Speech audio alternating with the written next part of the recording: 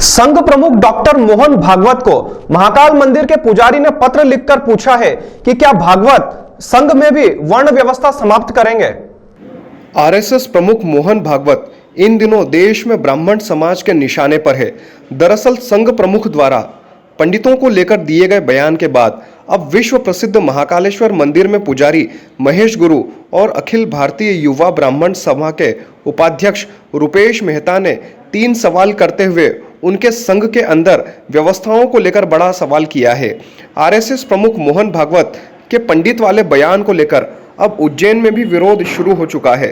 सोमवार को डॉक्टर मोहन भागवत के खिलाफ ब्राह्मण समाज एकजुट दिखाई दिया था, तो अब बुधवार को महाकाल मंदिर के वरिष्ठ पुजारी और युवा ब्राह्मण समाज ने भागवत को निशाने पर लिया और उनके संघ की व्यवस्थाओं को लेकर जवाब मांगा।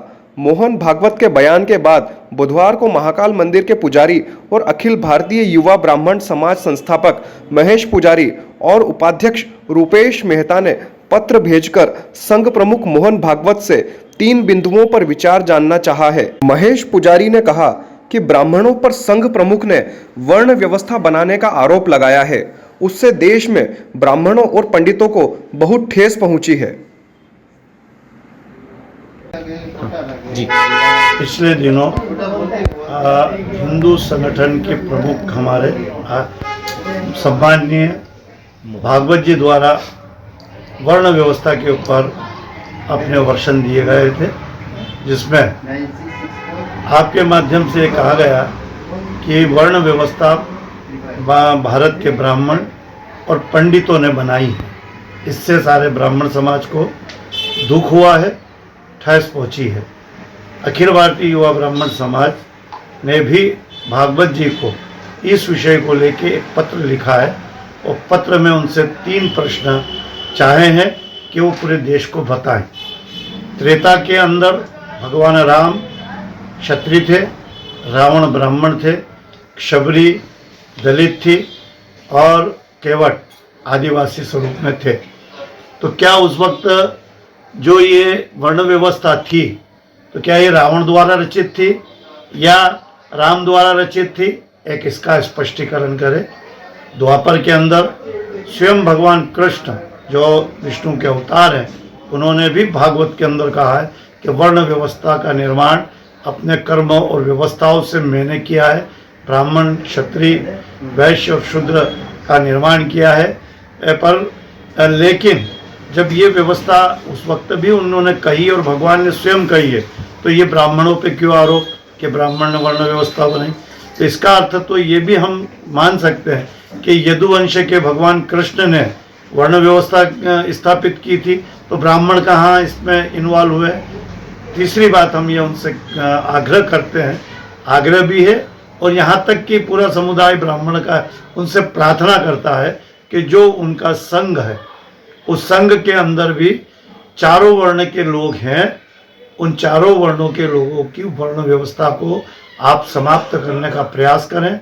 ऐसा एक आदेश पारित करें कि सभी व्यक्ति जो उनके अनुशासित अंग है और खुद आरएसएस का घटक है पूरा, उसमें से ब्राह्मण, क्षत्रिय, वैश्य और शूद्र शब्द हटाकर एक दूसरे में आपस में विवाह संस्कार करें और जो भी उसमें सदस्य बनना चाहता है तो पहले उससे ये लिखाया जाए कि मैं ब्राह्मण नहीं हूँ, मैं क्षत्रिय नहीं हूँ, मैं शूद्र नहीं हूँ और मैं वैश्य नहीं हूँ, मैं केवल है तो आरएसएस का सदस्य हूँ।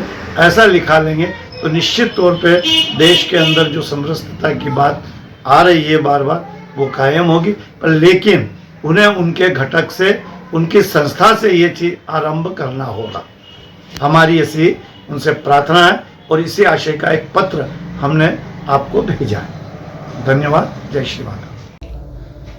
आरएसएस प्रमुख माननीय मोहन जी भागवत जी ने जो देश के ब्राह्मणों को लेकर के वर्ण व्यवस्था बनाने का आरोप लगाया है, उसका अखिल भारतीय युवा ब्राह्मण समाज विरोध करता है और आरएसएस प्रमुख से 3 प्रश्नों पर उनके विचार जानना चाहता है कि जिस प्रकार त्रेता युग में भगवान राम जी रहे, रावण रहा, शबरी रही, केवट रहे, आदि भी सही वर्ण के थे, अंग रहे जो वर्ण के अपने अपने, तब किसने वर्ण व्यवस्था बनाई? दूसरा, द्वापर युग में श्री कृष्ण यदुवंशी थे और भगवान विष्णु के अवतार माने जाते हैं। और श्री कृष्ण ने स्वयं श्रीमद् भागवत गीता के चौथे अध्याय के 13वें श्लोक में यह कहा है कि चारों वर्णों की रचना उन्हीं के द्वारा की गई है। तब ब्राह्मण समाज पर यह आरोप क्यों? क्या श्री कृष्ण के वचनों का कोई औचित्य नहीं? और यह कि देश में आरएसएस द्वारा वर्ण व्यवस्था समाप्त करना चाहते हैं या की जाना चाहती है, तो सबसे पहले संघ अपने आप में, अपने संघ के अंदर स्वयं और अपने घटक में वर्ण व्यवस्था समाप्त करें। सभी कार्यकर्ताओं से यह उन्हें आदेश करें कि अपने अपने बच्चों के विवाह अन्य वर्ण में, दलित में आदि में करें, जिससे वर्ण व्यवस्था समाप्त होगी और समरूपता और समरसता का भाव सभी में होगा। इन्हीं प्रश्नों को लेकर के माननीय भागवत जी से उनके विचार जानना चाहे हैं।